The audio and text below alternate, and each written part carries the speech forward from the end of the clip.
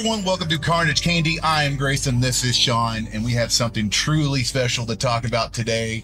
We got to go see The Substance last night, and my oh my, what a time we had. So Coralie Fargeau, the director of that Shudder movie Revenge, churns out a body horror film for the ages.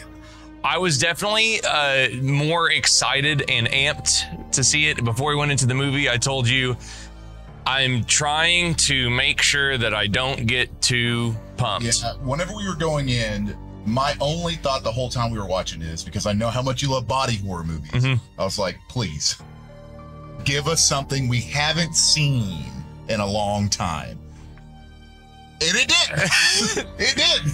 So I'd venture to guess that the easiest way to explain this is The Fly, maybe through a very feminist lens.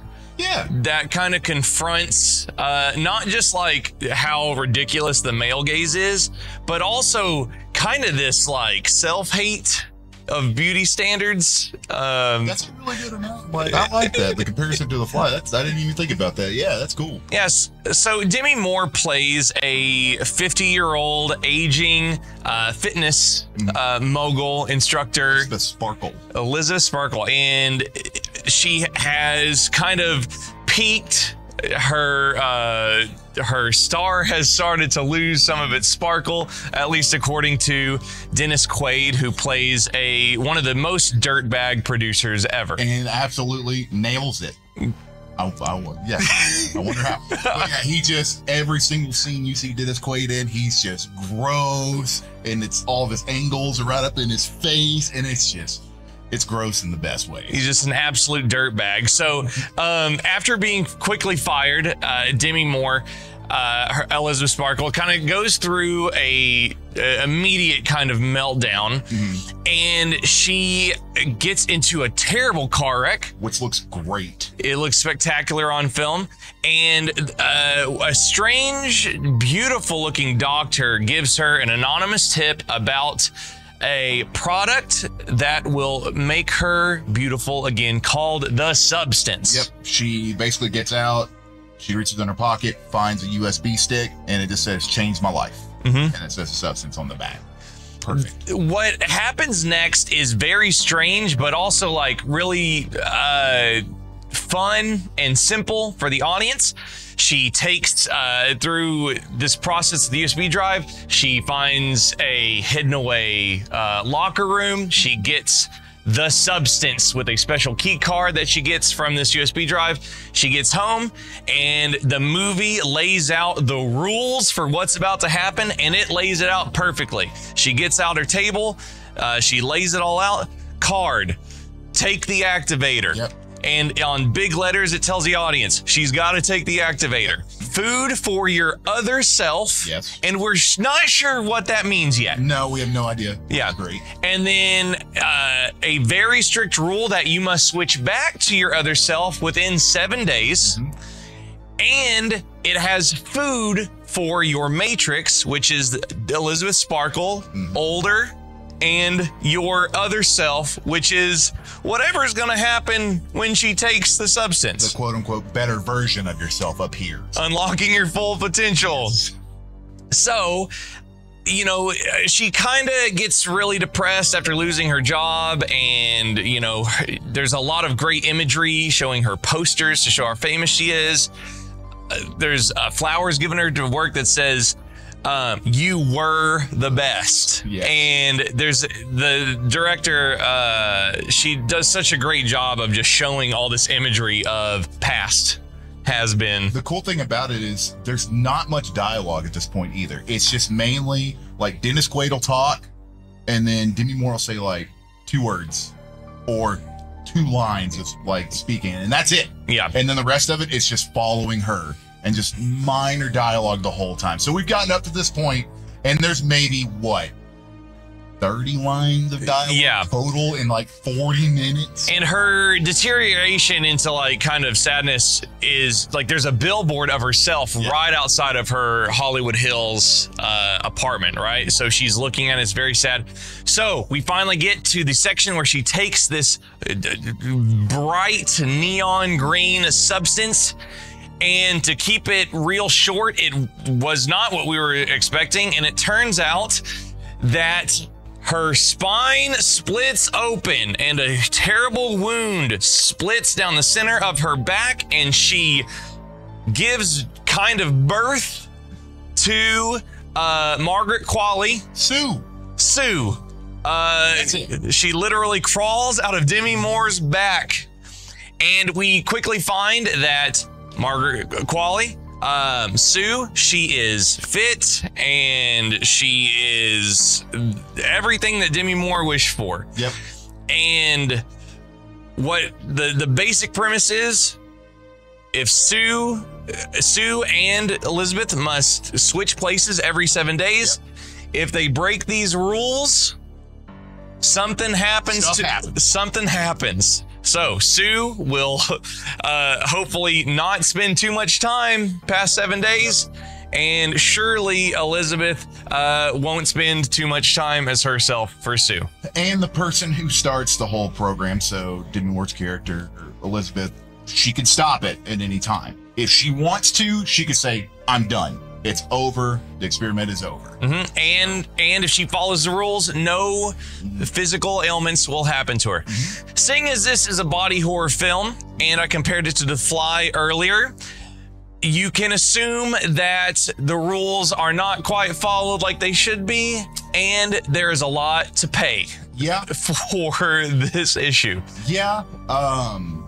Just some of the best stuff I've ever seen on a big screen. So I'm very excited to hear you say that, because I think at about the halfway point, I was like really enjoying myself, and I was like, man, this is for me, because it's got this crazy synthwave soundtrack, and the color palette is super saturated. It's like white bathroom, bright green substance, drab hospital, bright yellow coat, and once Sue comes out, Elizabeth Sparkles is kind of in stasis mode. Yeah.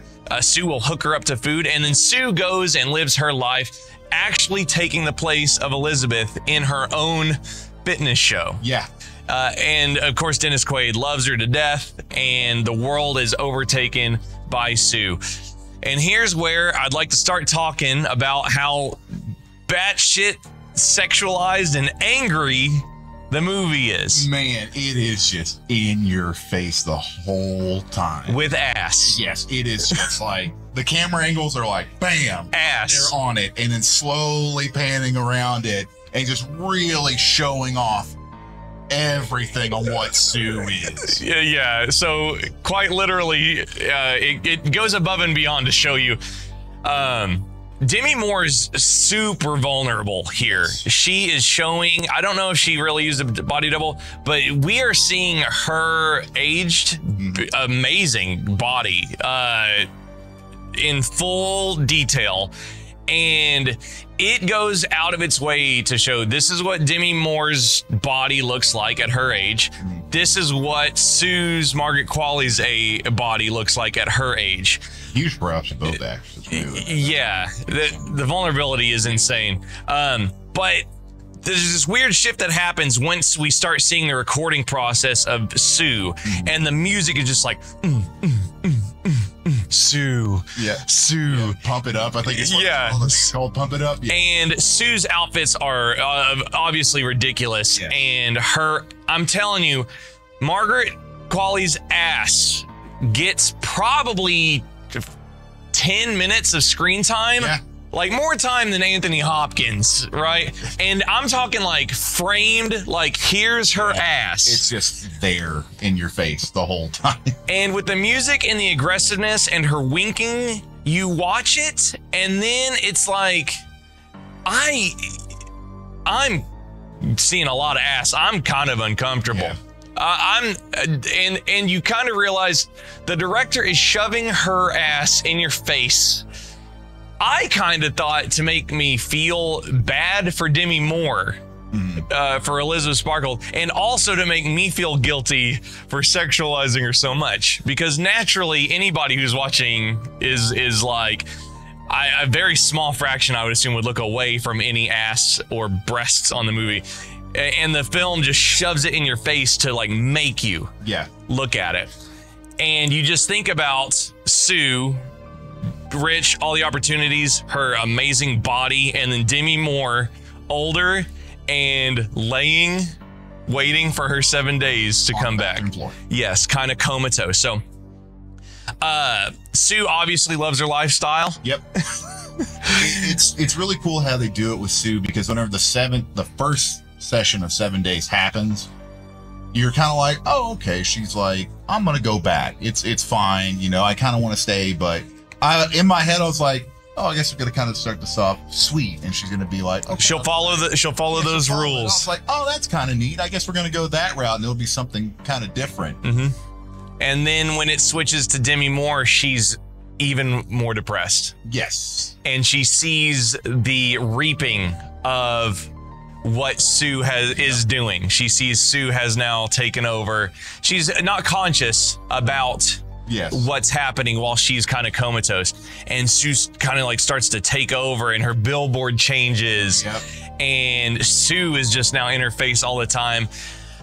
So without too many spoilers, I want to say I really love the shift that kind of happens where Elizabeth Sparkles, the aged Demi Moore, she kind of starts to resent Sue and her success, and then will like feed herself and ruin the apartment. She's just depressed the whole time. It really shows like her depression, and then going over to Sue and seeing Sue like see what was left over from Elizabeth the previous night. It's a really cool way of being like, oh yeah, like I love that y'all showed that off. That's really neat. There's a really great scene where Elizabeth has a dinner date, and she's trying to prepare, but Sue has now constructed this really obviously impossible, unless you have a person growing out of your back situation, where she cannot make herself look good enough for her dinner date. It doesn't help that her billboard is right outside their windows. Yes. Constantly, she'll go to leave, and then she sees Sue's billboard, and then she goes back and tries to change up her looks, and she's just like, I can't. I think that's probably the scene that Demi was probably like lauded about the best, because it's got, I think, best screenplay at Cannes whenever they were having the festival. So, and it's very much like, it's such an effective way to show that Elizabeth Sparkles is deteriorating. Things obviously escalate as things go wrong. It eventually, I will say, as far as body horror goes, it checks probably every single box you could possibly want from somebody deteriorating. Yeah, it's a 2 hour and 20 minute long movie. It's very long. And about an hour and, I'd probably say about an hour and 30 minutes in, you're like, we're going to get something special. I don't know what, but we're going to get something special. There's this weird turn where, and especially because Gray and I are so critical of overly long movies, there's this weird turn that kind of happens where I'm thinking, cool, at any second it's going to cut to black, and I'm going to be like, that was pretty good. Yeah. And then the movie keeps going, and you're like, wow, they're going to explore that. Yeah. And not only does it start to explore things, it has a third act that nobody on Earth could ever see coming. No. And it goes from, I wonder if this is too long, to I could easily watch an hour more of what's happening right now. I have seen so much stuff through all the horror movies that I've watched. I've sat through Society, and I've seen The Shunting. I was not expecting what happened in the last 10 minutes of that movie at all. Yes. I'm sitting there, and for me, who usually like I can piece together where a horror movie's gonna go. I sat there and I was like, okay, this is incredible. This is exactly what I needed. This is perfection. Yeah, it goes from being enough for me to, I mean, it'd be like if you went over to your girlfriend's house on a date and she was like, I'm going to cook you dinner. And if she would have made like an awesome pasta, it would have been great. But what if she laid out a 6-course meal that was Michelin star rated and then gave you an entire cheesecake to eat and she said, oh, you can take the rest home. I don't want any of it. I don't ever do this, but you know, most of the time whenever I see people get up and clap a movie after it's over with, I think it's ridiculous. There's a part of me that kind of wanted to do that at the end of this movie. Yes. I wanted to stand up and be like, that's what I'm talking about. There was something better than that, and I don't think you saw this, but we were laughing, and I watched a lot of the movie like this. It sets up, I have a thing about fingernails. It sets up a fingernail pop-off about an hour into the movie. It's awesome. And I'm never going to tell you when it happens or if it happens. But because of this setup, just the idea of like, look at that gross fingernail. I watched half the movie like this. Not me. I was doing this. Let's go. I was ready for it the whole time. So we are laughing and cringing and just having the time of our lives. There was a lady and her husband who were behind us, and they walked. And the lady, when they were leaving the movie, she looked back at us, and she looked back at us.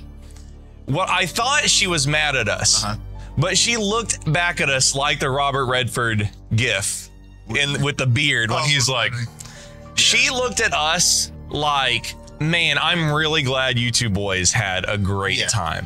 And I think that what's awesome about The Substance is it is disgusting. It is absolutely like sick.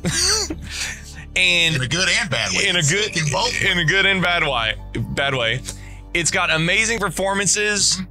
It's got amazing saturated colors, a synthwave soundtrack to hell and back, and even more so, it's got so much to say about the body, male gaze, sexualization of women. Honestly, I think it's also mad at women who don't think that they're good enough, right? It's like that kind of self-hate kind of personified in that scene where Demi is trying to put on makeup for herself. And it's really just a film that screams, damn girl, you fine. Why can't you just get over it? It does. I just gotta give her Demi Moore in this movie. She plays it so well, and she does it well without having to talk. It's all just her emotions that she's putting in. It's just in her face and the way that she moves. Like she does such a good job. And man, like from opening frame to end frame, you will get the transformation without a lot of exposition or dialogue. Yes. Like you could have, again, I did not realize this until now. You could have this could have been a silent movie. I would have known. I would have known everything that was going on. I would have known that she was sad. She got fired. Dennis Quaid is a freak producer, and because of how it's filmed, it starts with anytime there's a fly in the wine or Dennis Quaid is eating, there's like macro shots of him slurping shrimp with this audible, overwhelming tune-up of every sound. And you just know, especially because of how the movie sets up rules for the body, you know that that's going to come back, but it's going to focus on that cut, that needle going into the skin. That his footsteps got louder throughout the movie. Yes. The clanging every time he walks. He's walking in a hallway at first, but by the end of the movie, he has these huge metallic, stomping monster footsteps. And it's just showing that he's and every shot of a man is a fisheye in your face, like, oh my God, get away from me shot. And because of all that, even if it didn't have that amazing audio, you would know everything that happens if you had this on mute. Yep. Even the little, like when she first opens the substance, you're gonna, if it was silent, you would know she's not gonna follow these rules. And it so rewards just every sense of the body. Yeah. If anybody tells me I saw the ending coming, I'm gonna call you a liar. Yeah. I will call you a liar. I think everybody's gonna have just a great time. Yes. And I think last night, let's go to the rating here. If I would have last night, I would have said, I'm glad we're not reviewing it right now because I would say it was in my top 5, like ever. Right? The recency bias would have hit me. I would say this might be in my top 10. Like the morning after, I would give this a 5 out of 5. What do you think? I'm gonna give it a 5 out of 5. I called up Tiffany, who's my girlfriend, and she asked me last night whenever I got done with it, she goes, what do you think? Without hesitation, I said 5 out of 5. Really? Like, I did not even stop. I said 5 out of 5. And you were excited to tell her about it. And I told her, she went, wow, what happened? And I told her, you know, I didn't give her away the ending because I'm probably going to go see this again. Yep, same. And I just said, it's perfect. Like, I can't say anything negative about it. Like, I had a great time with the movie, and there's not many times where I'm surprised with what happened, and it was a pleasant surprise. It was a great time in the theater, and I wish that we would have had a packed audience. I wish so too. To hear the groans, yes, to hear the cringes, to hear them yelling at the screen. Yes. Oh no. And when that ending happens, the just eruption that would have happened in a packed crowd. I think that if you're looking for showtimes for The Substance, you should look for the most full theater possible, and you should watch it with. I think you should watch it with somebody. Yep. Who will bury their face into your shoulder, in cringiness. If you could somehow get somebody that you know that's not a fan of horror movies to go and see this with you, it'd be perfect. Yeah. Oh, it'd be perfect. That best friend that you want to make a boyfriend or girlfriend, that this is the movie to get them to grab your shirt. This is the one. They'll never forget it. I would say go see The Substance. Yes, please. It is perfect and spectacular. You owe it to yourself. I'm so glad that we had a good time. Yeah. And yeah, don't be stupid. Go see it. Yeah, please go watch this movie. All the stuff that you see on the poster is true. Yeah. Like, it is absolutely like just one of the funnest rides you'll have in a movie theater right now. Yeah. Go see it, please. Our top 10s obviously need to be adjusted, but you can go check out Grayson's top 10 horror movies of all time by clicking on his face right here. Right over here on my face. We had such a great time watching this. Might be surprises in there for you too. You might not see some of the things that I put in there. If you haven't watched it, leave me a comment below. Let me know what you think. Or retroactively edit it for The Substance.